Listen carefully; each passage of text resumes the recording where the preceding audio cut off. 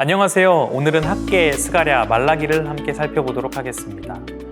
북이스라엘이 아수르에 패망한 뒤 남유다는 여러 열강들에 둘러싸여 고통의 시간을 보냈습니다. 기원전 605년 2차 갈그미스 전투에서 승리한 바벨론은 예루살렘을 1차로 침공하고 유다 백성들을 포로로 끌고 갑니다. 그중 우리가 잘 알고 있는 다니엘과 세 친구가 있습니다.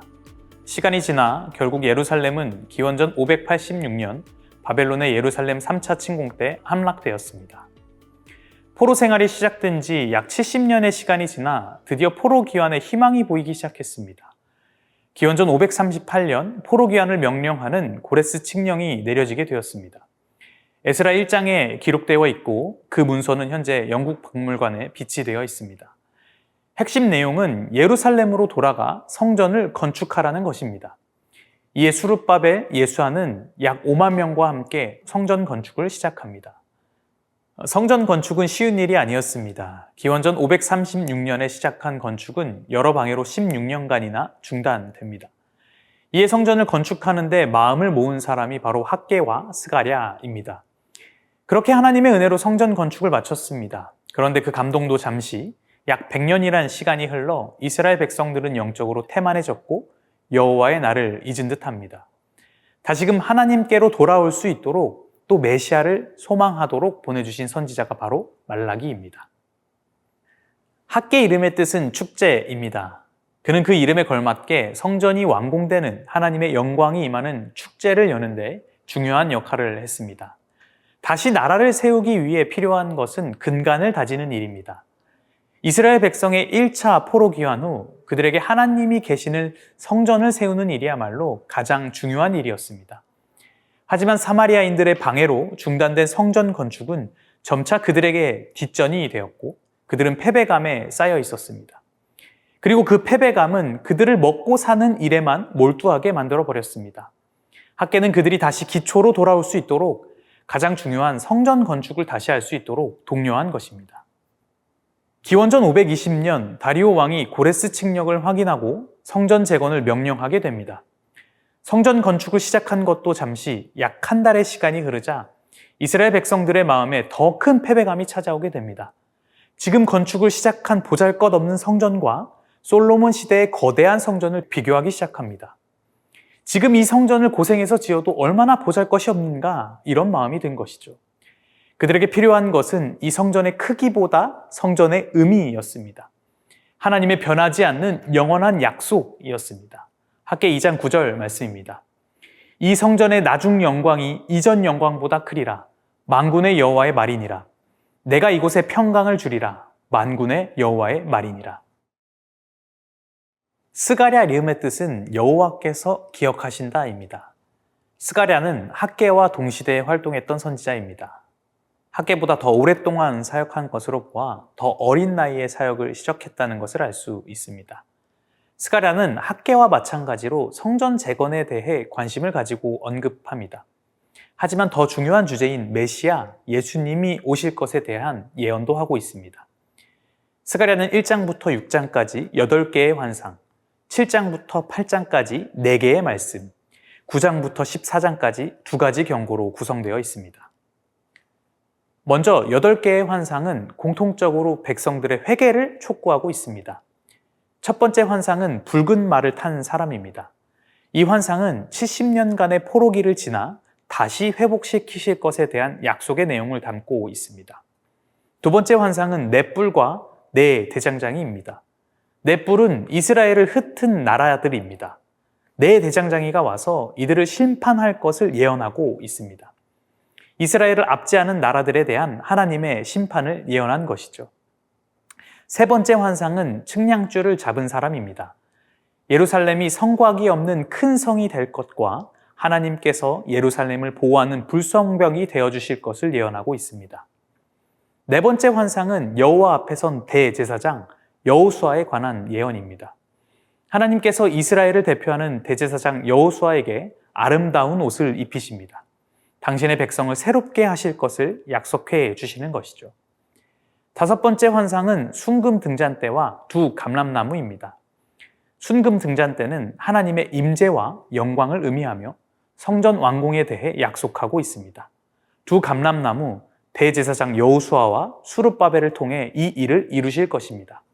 하나님께서 성전 완공을 약속하셨고 하나님께서 그 일을 분명히 이루실 것을 말씀해 주고 있습니다. 여섯 번째 환상은 날아가는 두루마리입니다. 두루마리가 날아가는 것을 통해 도적질과 거짓말을 하는 하나님의 대적자를 물리칠 것을 예언하고 있습니다.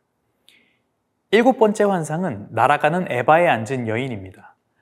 악의 상징으로 나타나는 이 여인은 먼 이방 땅으로 추방될 것을 약속하고 있습니다.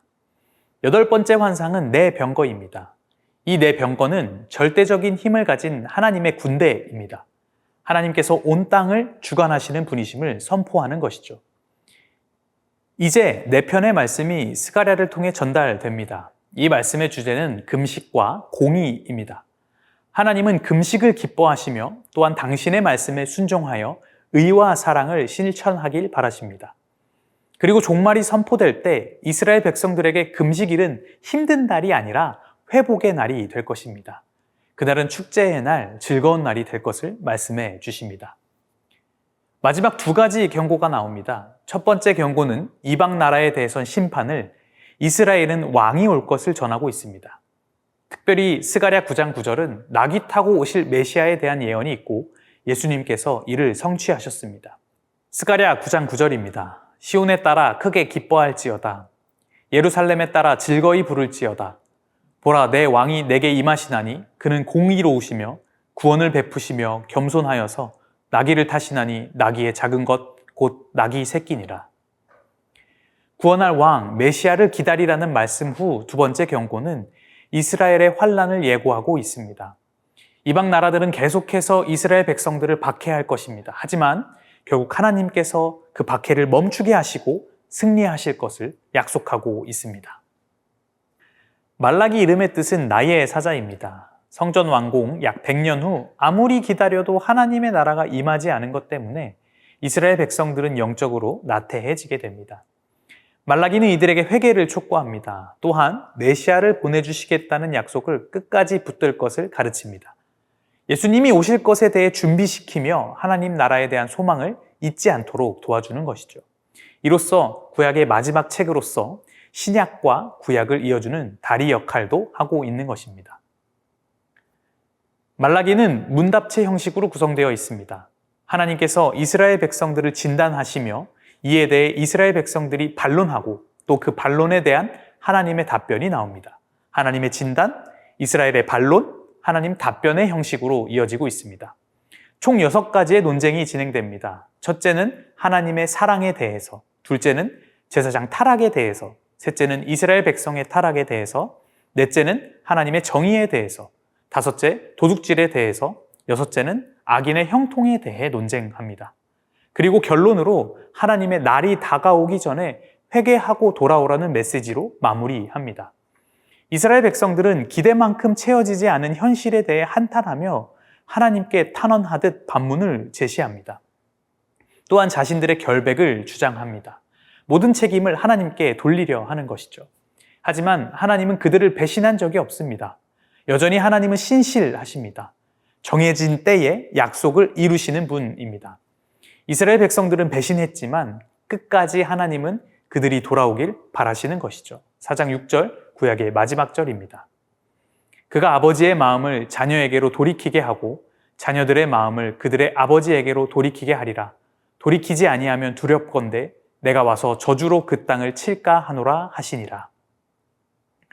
하나님께서는 끝까지 이스라엘 백성들에게 기회를 주신 것입니다. 하나님의 마음은 당신의 백성이 어떻게든 회개하는 것입니다. 하나님은 포로에서 돌아온 이스라엘 백성들을 위해 3명의 선지자를 보내주셨습니다. 이들은 다시 시작할 수 있도록 신앙의 기초를 쌓게 해주었을 뿐만 아니라 하나님의 약속을 가르쳐 주었습니다. 이스라엘 백성들의 마음이 자기의 집에만 있을 때 하나님의 집, 성전으로 마음을 돌리게 했습니다. 끝까지 견딜 수 있도록 하나님의 나라를 선포했습니다. 구원자, 메시아가 오실 것을 고대하게 해주었습니다. 이것은 약속에 그치지 않고 긴 시간이지만 400년의 시간을 지나 결국 성취되었습니다. 수많은 선지자들이 예언한 구원자, 메시아가 이 땅에 와서 이루실 일이 이제 사복음서에서 이어지게 될 것입니다. 약속이 이루어지는 신약 말씀을 기대하시며 하나님의 나라를 소망하는 오늘 되시기 바랍니다.